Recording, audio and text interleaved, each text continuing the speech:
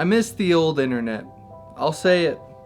This internet sucks. I go onto Instagram and I scroll, and half my feed's AI videos of cats playing banjos, and the other half is the world falling apart on the news. And it's unfortunate what the internet has become today. I remember when the internet was Roblox and being called a noob on Roblox because you couldn't complete an obby. My current job has me as a social media manager, which means I'm supposed to be like on social media a lot, and that could be, yeah, that's you know, not the greatest, but you know what? I'm good at it. And in browsing social media as a career, I've discovered, that social media basically sucks and I miss the old internet. So I handcrafted a set of fun facts about the internet. And in making this video, I acknowledge the fact that one day the majority of views on this video will be from people who were born when AI was a thing, and that they won't be able to ever fully comprehend what the early ages of the internet were like. I'm talking about the good old days where to play a computer game you had to load a disc into the computer. Shout out I Spy, you had the best disc games.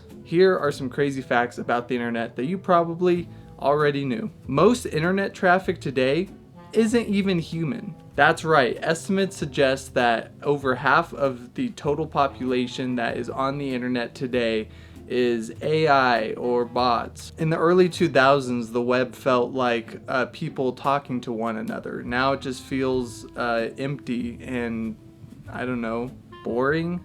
Or I should say overstimulating, which is the opposite of boring, but like it's so overstimulating that it feels bland. Every post I come across seems like over curated.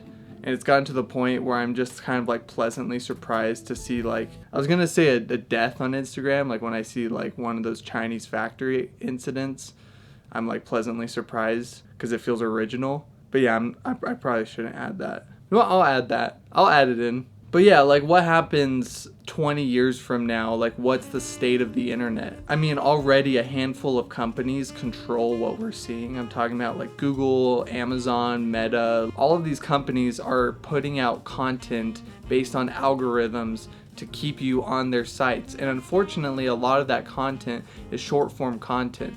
In the past, we kind of sought out what we wanted to search for, right?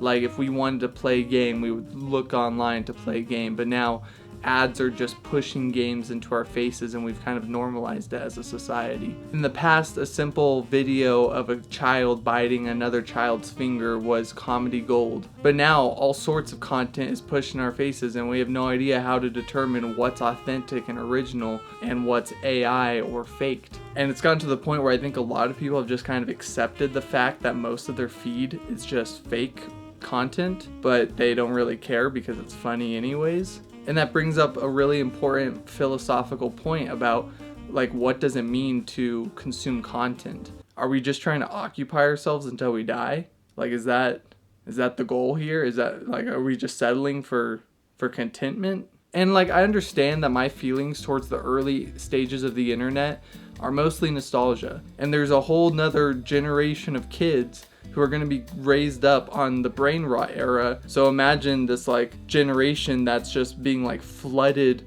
with these dopamine shocks of brain rot memes, you know, being just like ejected into their heads. That's going to be nostalgic for some kids because nostalgia is just what happened in our childhood. The next point I wanted to bring up is that AI is starting to train on AI generated content, which means it's no longer humans that are training AI bots, but it's AI it's kind of like this feedback loop where AI is getting better at training AI, and then that AI gets better, and so it trains more AI, and essentially it's just exponentially getting smarter and more prominent onto the internet. And one of these days, I can imagine that only a very small fraction, if any at all, is man-made. I mean, imagine a dystopian future where all of our content is just run by companies so that we don't have to do it anymore. There's this theory called dead internet theory.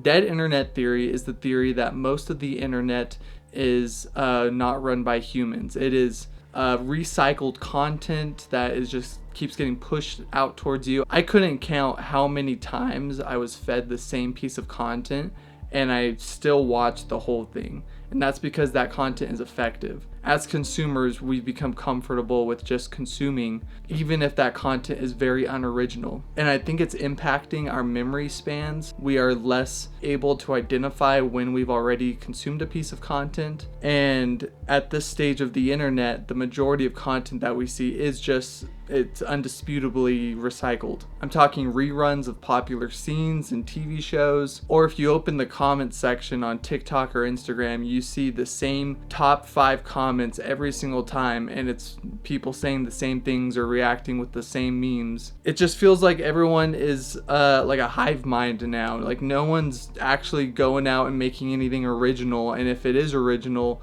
then there's a ton of money put behind it, and they're making a ton of money, and it's viral for a reason.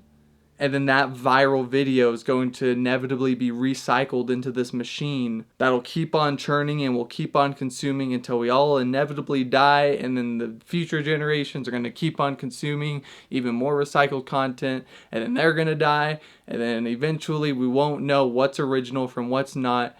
And nothing's going to be original. And the machines will win. And yeah. And then the machines will win. I just turned 25. Like, I feel like I'm not living to my fullest right now. And I feel like that's the case with a lot of people because we're all just so stuck in our phones and in technology. And I feel like the old internet had a certain charm to it where, yes, we were stuck in our phones. Well, we didn't have phones back then. I guess we were stuck in our computers, but there was that human element still. You know, like I would invite friends over to my house to play a game on my computer. Anyways. On to my next point. Entire websites are curated towards SEO and clicks. So I have personal experience with this, and it's how the system is run. SEO is essentially your optimization for clicks and searchability. And for all websites to succeed, they need what's called backlinks embedded into all sorts of content. So what these companies will do is they'll put their name out wherever they can. They will even create entire websites that are designed to just have as many links and name drops as possible so that when you search up this company's name on accident, there are just hundreds upon hundreds of different references to this company. And it's essentially what it's doing is it's overloading the system with your brand name, and it's convincing the machine that you are more popular than you actually are. It's like the only way that small companies can grow, and it's the definitive way that big companies stay big. And as a result of this, a lot of the content on the internet is fabricated or just intended to make you click on it. The whole target point of the internet is no longer, for fun or to learn something. It's weaponizing humans to be more clicks onto websites. My next point is kind of a small one, which is deepfakes. I could make a whole video on deepfakes, but deepfakes are getting scarily accurate, and it's terrifying what they're able to do. We've gotten to the point where you can deepfake faces real time, and it's just going to be easier and more accessible as time goes on. And we're going to get to the point where so much is going to be deepfaked. I mean, already so much is deepfaked. I mean, I'm a film major, and I remember in film school us all coming into class and our professor played a video of an AI Jeep rolling through a jungle, and it looked indistinguishable from real life. And everyone in that class looked at each other and silently thought, why are we in this major? We are all going to lose our jobs. And there was a string of hope that maybe people will care enough to not consume AI generated content. But already it's so hard to distinguish whether it's real or not that you can't really blame people for enjoying a piece of content that they had no idea was AI in the first place. But the scariest thing is when I see a video that is obviously AI on the internet and I open up the comments and everyone is just dying at how funny it is.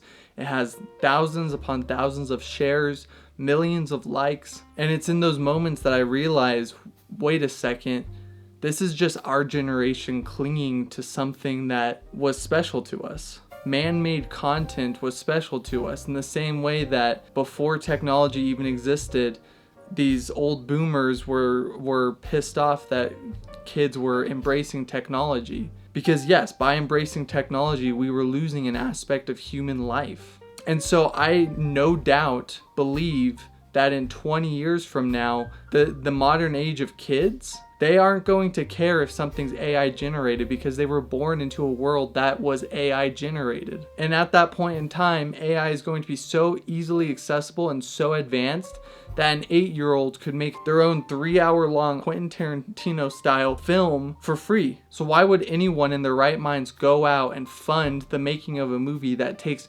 months of physical labor to make? It's so expensive. And like, I don't agree with that viewpoint, but I feel like it's just inevitable that at some point in the future, people are going to embrace AI, and the need for creativity is going to just deplete rapidly. It's sickening what's happening with the internet right now. The only way I can imagine combating something like this massive machine, this algorithm, supporting small creators and declaring abstinence from big companies and like big social medias, but all that's doing is it's putting you out of the loop. And it's kind of that same mindset where it's like, well, if everyone just starts riding their bike to work, then all of a sudden we're going to fix global warming. But realistically, no one's going to do it, because it's just so convenient to drive your car, in the same way that it's so convenient to consume social media on a day-to-day basis. And at the same time, one person riding their bike to work isn't going to make a nick of a difference,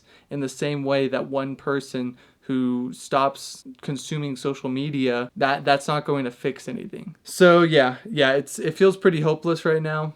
But you know, we can at least sit here and watch the world burn together. Yeah, not looking good. Not looking too good, everyone. But at least we're all here together. We're in it to win it.